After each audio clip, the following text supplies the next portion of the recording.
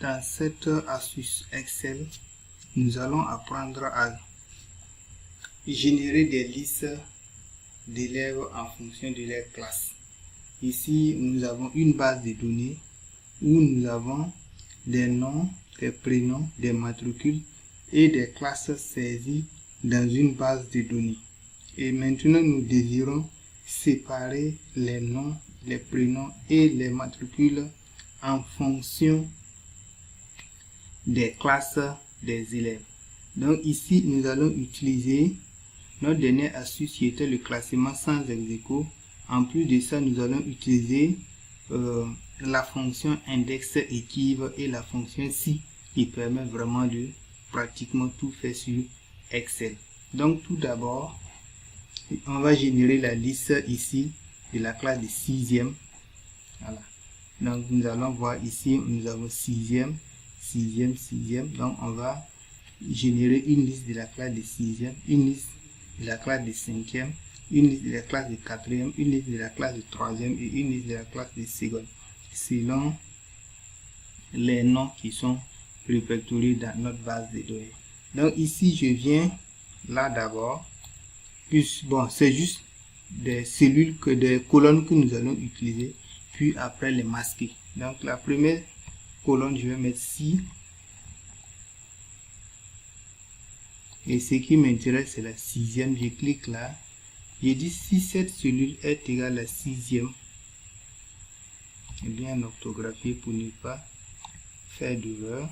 Point virgule, on m'affiche la valeur 1. Si ce n'est pas le cas, on m'affiche le vide. Donc le vide, c'est comme ça. Je tape sur Entrée. Et là, on m'affiche le vide. Je vais incrémenter jusqu'à la fin. Et là, tout ce que j'ai, c'est 1, 1. Voilà. Donc, si je change cette classe de 3e en 6e, par exemple, vous allez voir que j'ai 1, 1 qui va venir s'ajouter. Donc, je le passe en 3e avec la classe. Et c'est tout. Maintenant, ici, dans cette colonne, on va utiliser également la colonne F. Je vais calculer le rang sans ex-aequo de tous ceux qui sont en 6e. Donc, ça fait rang de... Ok, il y a une... Le signe égal là. Donc, ça me donne rang de cette cellule, point virgule, de toute la plage jusque là, que je vais figer. Et je fais ma parenthèse, je tape sur Entrée. C'est normal, on va mettre valeur parce qu'il n'y a pas un nombre ici avec lequel on va faire un rang. Ok, donc je poursuis. Je mets plus. Là, on va travailler avec NBC. Donc, on va mettre NBC. .c. Là, je clique sur là. 2 points. Je reclique dessus. Point virgule. Et je clique encore dessus. Et je ferme ma parenthèse. Ce n'est pas tout. Je vais figer la première cellule. E2. Et je laisse les deux autres. Je mets ici -1. Voilà. Donc là, ça va me permettre de faire le classement. Voilà. Cette formule va me permettre de faire le classement sans ex-aequo. Donc je vais incrémenter jusqu'à la fin. Là, on a deuxième valeur parce qu'il n'y a pas de... Il y a une erreur de valeur. Donc pour éviter les erreurs de valeur ou n'importe quelle erreur, on va utiliser la fonction de nettoyage que j'aime bien, la fonction si erreur. Je mets si erreur ici. Vide. Si la fonction trouve une erreur, qu'elle affiche vide. Ok, donc là j'enlève ça d'abord, cette parenthèse, et je mets vide. Donc voici que la première cellule est passée au vide. J'incrémente et tout ce qui était erreur de valeur est parti. Donc à partir de là, c'est la colonne F. Donc je vais utiliser cette colonne là pour retirer les noms et les prénoms ainsi que les matricules de tous les élèves de la 6e. Donc je viens ici dans la classe de 6e. Dans la colonne matricule, je vais mettre égal. Et là, je vais utiliser les deux fonctions, la fonction index et équive. Vous allez me demander pourquoi pas utiliser la fonction recherche. Regardez ici. Vous voyez que là, le rang que j'ai fait se trouve à droite de mes données. Alors que la fonction recherche ne s'occupe que des données dont la référence se trouve à gauche. Donc, si mon tableau était à gauche, alors j'utilisais tout simplement la recherche V et j'allais ressortir les noms, les prénoms ainsi que les matricules. Mais comme mes données sont à droite, alors je suis obligé d'utiliser la fonction index équive. Là, je clique, je mets égal. Index, là c'est le matricule. Qu'est-ce que je veux qu'on indexe? Je veux qu'on indexe le matricule. Donc je sélectionne la plage des matricules. Je vais ajouter quelques cellules vides. Ça va me permettre de remplir après pour vous montrer comment ça se passe. Donc je fige la colonne que j'ai sélectionnée avec F4. Point virgule. Je vais mettre équive d'équivalent que je vais prendre ici. L'équivalent se trouve là. Donc c'est E2, A2 du moins, de la cellule de la feuille classe de 6e. Point virgule. On dit quoi? H. Est-ce que, autant pour moi. Là c'est la fonction équive, pas équation. Équive. Voilà. Donc c'est la fonction équive. Je mets là. La valeur recherchée c'est A2. Où est-ce qu'on doit rechercher cette valeur? Je reviens ici et je sélectionne cette colonne. Je pense que vous allez à 32. Donc je vais continuer jusqu'à 32 ici. Et je vais figer cette plage. 32 et non 33. Point virgule. On dit qu'est-ce que je veux vraiment? Que toutes les valeurs inférieures à cette valeur soient recherchées. Ça veut dire tout ce qui est en dessous de. Si, quand je vais prendre valeur inférieure, c'est dit si la valeur est 10, donc on va ressortir le 9.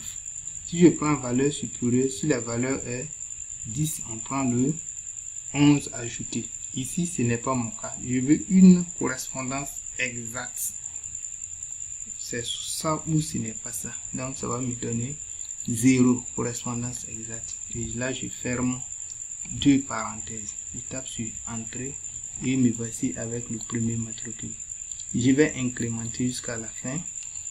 Vous voyez que ici également, on a une signalisation des valeurs, d'erreur. Voilà, ça veut dire que les cellules sont vides à ce niveau. Donc ici, je regarde, vous voyez, si je peux avoir dans ma base de données, le E2 est 6e alors que le E1 est 4e. Je regarde encore ici, là, E14 est un 6e. Je viens ici, je vais voir E14 qui est référencié ici. Je vais continuer là. Je vais reprendre toute la formule en détail encore. C'est égal à index. Qu'est-ce que je vais indexer? Le nom de famille. Et là, je viens, je sélectionne la plage des noms de famille. Et je fige cette plage.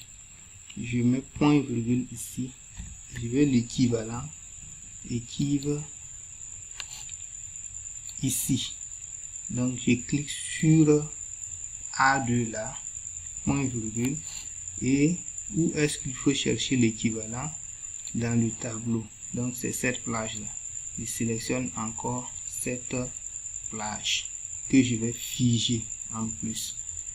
Je vais mettre un point virgule et je veux une correspondance exacte. Donc je clique sur 0 et je ferme mes deux parenthèses. Si je tape sur Entrée, Paré sort. Donc Paré est le premier nom de famille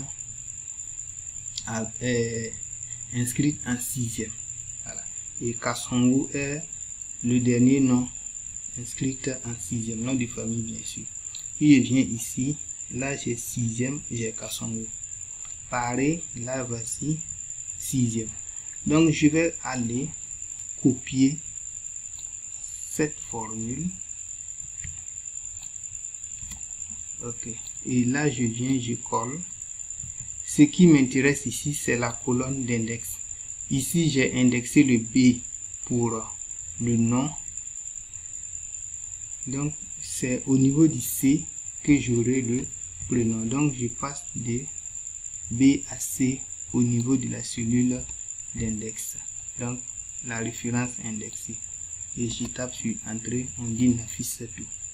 Donc j'incrémente et voici les noms. Ok.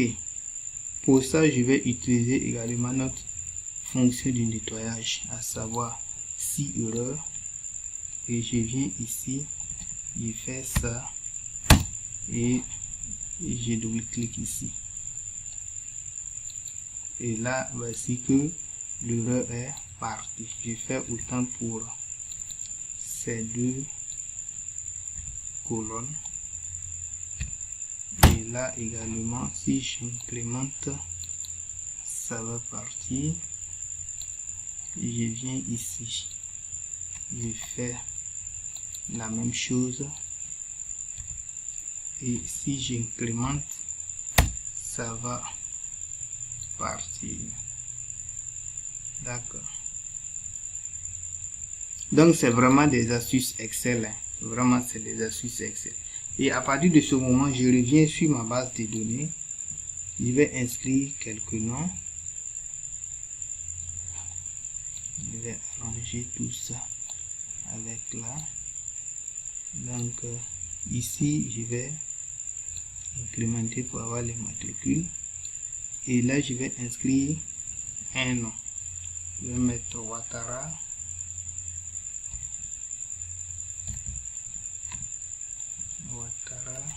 Là je vais mettre Alidou.